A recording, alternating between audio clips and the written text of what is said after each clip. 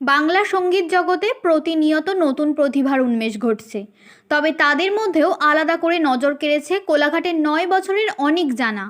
বয়সে ছোট হলেও তার সুরের দখল ও কণ্ঠের মাধুর্য যেন অনেক পরিণত শিল্পীকেও হার মানায়। সম্প্রতি জি বাংলার জনপ্রিয় অনুষ্ঠান সারেগামাপাতে অংশ নিয়ে অনেক পরিচিতি পেয়েছে সারা রাজ্যে। তার গানের ভিডিও ও লাইভ পারফরমেন্স ইতিমধ্যেই ফেসবুকে হাজারো দর্শকের মন জয় করেছে। পুজোর ছুটিতে মামার বাড়ি গোঘাটে বেড়াতে এসে কথা হয় আমাদের সঙ্গে। লাজুক হাসি আর মিষ্টি চোখে অনেক জানায় গানই তার প্রাণ। সঙ্গীতের এই প্রেম জন্মেছে পরিবার থেকেই। অনেকের মা সরস্বতী দেবী নিজে একজন প্রশিক্ষিত রবীন্দ্রসঙ্গীত শিল্পী। বিশ্বভারতী বিশ্ববিদ্যালয় থেকে সঙ্গীতে মাস্টার্স ডিগ্রি অর্জন করেছেন তিনি। মাই তার প্রথম ও প্রধান শিক্ষাগুরু। ছোট থেকেই মায়ের রেওয়াজ শুনে অনিকের মনে সুরের বীজ বপন হয়। অনিকের দাদুও একজন কীর্তন শিল্পী ও দক্ষ শৃখল বাদক। দাদুর কাছেই সে প্রথম হারমোনিয়াম ধরতে শেখে। আর বাবা অসীম কুমার জানা, যিনি পেশায় ব্যাংক কর্মী হলেও সঙ্গীত প্রেমী, তাঁর হাতেই তবলা বাজে অনায়াসে। পরিবারের এই সুর ভরা পরিবেশই অনিকের সঙ্গীত জীবনের ভিত্তি। প্রতিদিন সকাল সন্ধ্যায় অনেক মনোযোগ দিয়ে রেওয়াজ করে, শিখছে ক্লাসিক্যাল ও ভোকাল মিউজিক। মা বলেন ও খুব দ্রুত গান ধরতে পারে, যেন সুরের সঙ্গে ওর জন্মগত সম্পর্ক। পড়াশোনাতেও সে খুব মনোযোগী। অবসরে ভাইয়ের সঙ্গে খেলাধুলা ছাড়াও সবজি বাগানের সাফাই কাজেও হাত লাগায় সে। ভবিষ্যতে সঙ্গীত ও ইংরেজি এই দুই বিষয়েই পড়াশোনা করতে চায় অনিক।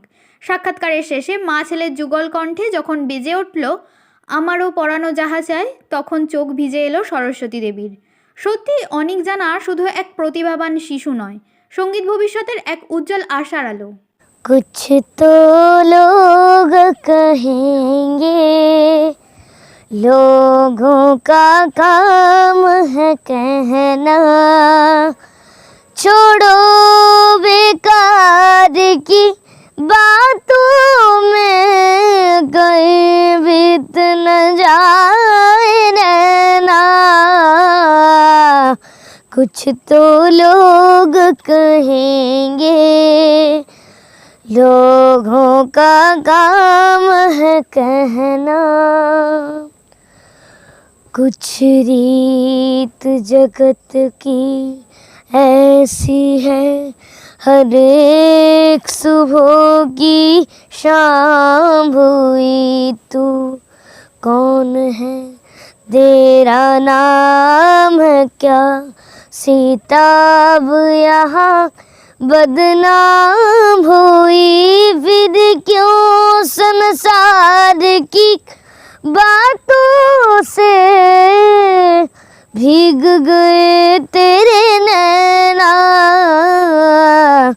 कुछ तो लोग कहेंगे, लोगों का काम है कहना, छोड़ो बेकार की बातों में कहीं बीत न जाए रहना।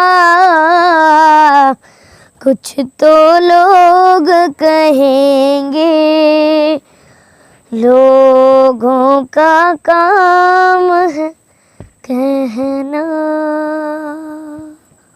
খুব সুন্দর হয়েছে। অনেক তুমি কোন ক্লাসে পড়ো এখন? আমি এখন 3তে পড়ি, মানে আমি এখন মানে 4-এ উঠবো। কত বয়স তোমার এখন? এখন আমার 10 বছর। কোন স্কুলে পড়ছো? নবারণ শিশু বিকাশ নিকেতন। তো এই যে গান শিখছো তুমি বা গান করছো, কার কাছ থেকে সবার প্রথম গান শেখা? আমার মায়ের থেকেই প্রথম আমার গান শেখা। মা কি আগে গান করতেন? হ্যাঁ, মা গান করতেন। আচ্ছা আচ্ছা। মানে আমার মা গান করতেন হারমোনিতে, আর আমার দাদু খোল বাজাতো। মানে আমার দাদু কীর্তন টীর্তন করে। তোর মায়ের সঙ্গে আমাদের একটু পরিচয় করিয়ে দাও। এইটা আমার মা, আর মায়ের নাম হলো সরস্বতী জানা। আমি তোমার মায়ের সঙ্গে কথা বলিনি। দিদি, আপনার যে গান শেখানোর বিষয়, আপনি কি আগে থেকেই গান শিখতেন? আপনার একটু শিক্ষার বিষয় যদি আমাদের একটু বলেন, গানের শিক্ষার বিষয়টা। শিখতাম বলতে আমি হচ্ছে মিউজিকেরই স্টুডেন্ট আর কি, মিউজিক নিয়েই পড়াশোনা করেছি। তো আমি বিশ্বভারতী থেকে মাস্টার ডিগ্রি করেছি রবীন্দ্রসঙ্গীতের উপরে। আচ্ছা, তো আমি ওই অনেককে মানে অনেকের প্রথম শেখানো বোধ আমি শিখিয়েছি। তো ওকে সেরকমভাবে শেখাতে হয়নি, মানে আমি করতাম রেওয়াজ, হয়তো রেওয়াজ করছি বা কোনো গান করছি, ও ঠিক শুনে শুনে ও তুলে মানে করে নিত আর কি, আয়ত্ত করে নিত। মানে বিয়ের পরে তো আপনি চর্চাটা চালিয়ে গেছেন। হ্যাঁ। আর অনেক বাবার সঙ্গে পরিচয় করিয়ে দাও। যে ইনি হচ্ছে অনেকের বাবা। নমস্কার, আপনার নাম? আমার নাম অসীম কুমার জানা। আচ্ছা, আমি তো শুনলাম আপনিও তো গান বাজনার সাথে যুক্ত আছেন, হ্যাঁ, তবলা ভালো বাজাতে পারেন, অনেক তো বলছিল। হ্যাঁ, আমি গান খুবই ভালোবাসি। তো আমার বাড়িতে মানে একটা সঙ্গীতের চর্চা আছে, এবং আমার মানে বাবা মানে যিনি আমার ঠাকুরদা বা ওনারও গান বাজনার সঙ্গে যুক্ত ছিলেন।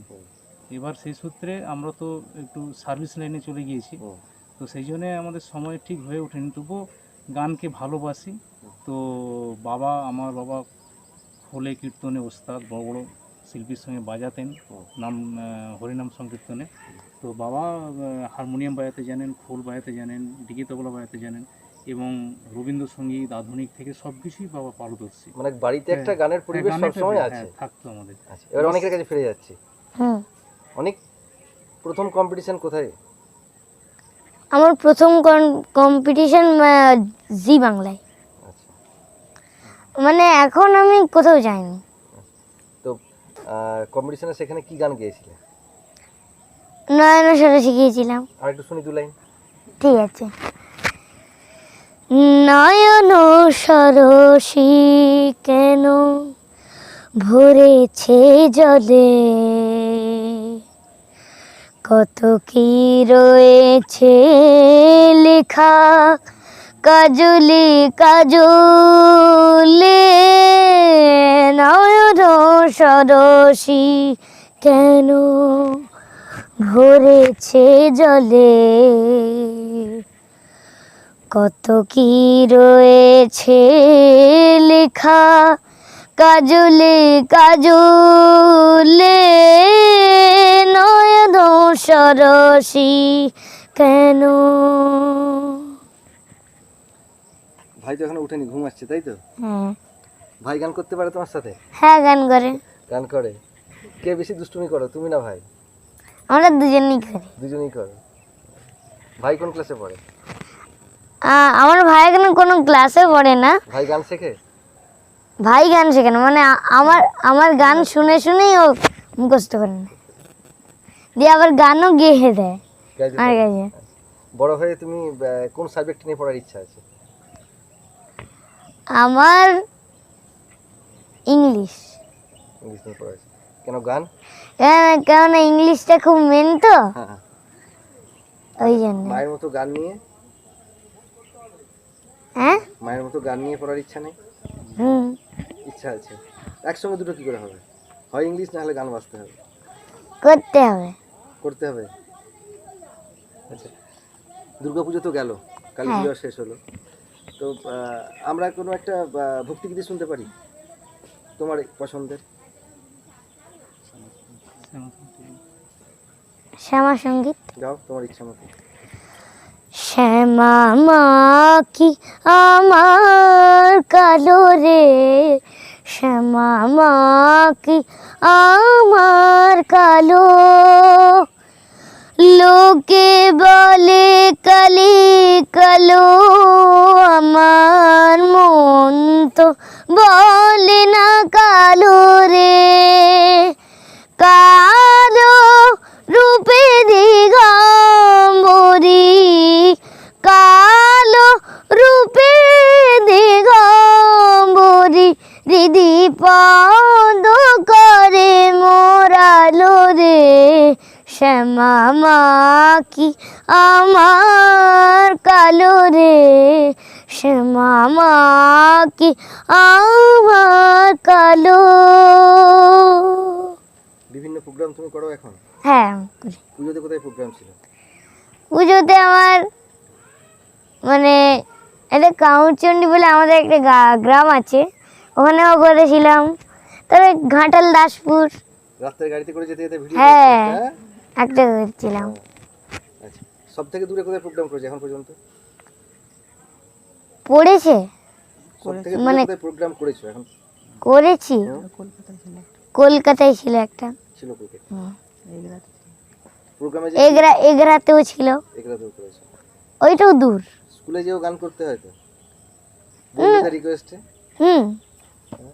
করতে হয়, আমার একটা দেশাত্ম মানে মানে এখন ছুটি আছে তো, মানে এখন ছুটি আছে, মানে ওই এখন আমি যাই না। আচ্ছা, তুমি দেশাত্মবোধক কোনো গান জানো? হ্যাঁ জানি। একটা শুনি আমরা। मेरी देश की धरती, मेरी देश की धरती, सोना उंगले उंगले हीरे मोती। অনেকেরই সারেগামা পাতে যাওয়া, হ্যাঁ, এবং সেখান থেকে কম্পিটিশনে অংশগ্রহণ করা, শেষ পর্যন্ত এটা সম্পূর্ণ করা। তো এই জার্নিটা সম্বন্ধে আমাদের একটু আপনি বলুন একটু। হ্যাঁ, নমস্কার। তো অনেকের সম্বন্ধে বলতে গেলে অনেক যে জি বাংলা সারেগামাপা অডিশন দিয়ে ওখানে চান্স পেল। তো অনেকের মানে শিক্ষাগুরু কেউই ছিলেন না। মানে মা গান শেখাতেন, উনি শিক্ষাগুরু অনেকের জীবনের প্রথমে, সেটা ঠিক আছে। কিন্তু অনেক প্রথম স্টার্টিংয়ে এই যে সারেগামাপা থেকে যে পজিশন পেয়ে আসলো ফাইনাল পর্যন্ত, তো তখনও পর্যন্ত অনেক কিন্তু হারমোনিয়ামে সারেগামাপা পর্যন্ত বাজাতে জানতো না। তো যখন আমাদের বাড়িতে কোনো রেডিও বা মোবাইলে কিছু গান চলতো বা টিভিতে কোনো প্রোগ্রাম হতো, গান হতো, তখন অটোমেটিক্যালি সেটাকে ক্যাচ করে নেওয়ার এত ওর একটা পাওয়ার ছিল যে দু একবার গানটা শুনলে অটোমেটিক্যালি ক্যাচ করে নিত। তখন আমরা ভাবলাম যে না, একে কোনো একটা অডিশন দিয়ে ভালো জায়গায় নিয়ে যাওয়া। এখনও পর্যন্ত অনেক যেটা করেছে মানে নিজস্ব প্রতিভা যেটুকু, কিন্তু এই এখন আমরা ওকে টিচার দেওয়ার একটা ভাবনা চিন্তা নিচ্ছি যে সঙ্গীত লাইনে যেতে হয়, যেমন ক্লাসিক্যাল, বিভিন্ন ভোকাল, বিভিন্ন টিচার দিয়ে এই ভাবনা চিন্তা এখন করছি। তারপরে মায়ের কাছে তো শিখেইছে, টুকটাক এখন শিখছে, বা আগেও সারেগামাতে থাকাকালীন যা টুকটাক মা দেখিয়ে দিয়েছে। মা তো জানেই বিষয়ে, ক্লাসিক্যাল বা বেসিক সব কিছু জানে, তো সেগুলো দেখেছে বা ওখানকার গুরুমারা দেখেছে।